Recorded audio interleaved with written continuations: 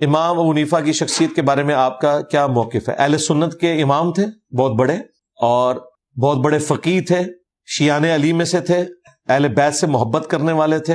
اور ہمیشہ اہل البیت کا انہوں نے دفاع کیا۔ سیدنا علی کے بڑے کٹر حامی تھے، سیدنا حسین ابن علی کی شہادت کو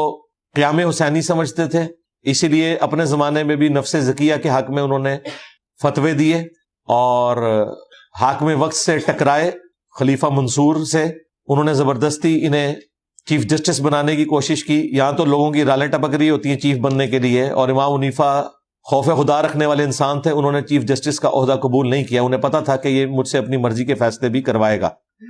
لیکن کمزوری ان کے ساتھ یہ جڑی ہوئی تھی کہ حدیث کی فیلڈ میں وہ کمزور تھے، جس کی وجہ سے ان سے کئی ایک مسائل مس ہینڈل ہوئے، بدنیتی کی وجہ سے نہیں، حدیث کے لمیٹڈ نالج کی وجہ سے۔ حدیث کی فیلڈ میں انہیں مضبوط راوی نہیں مانا جاتا، اسی لیے محدثین امام حنیفہ سے حدیثیں نہیں لیتے، باقی ان کی فقاہت کے قائل ہیں، اہل سنت کے امام ہیں۔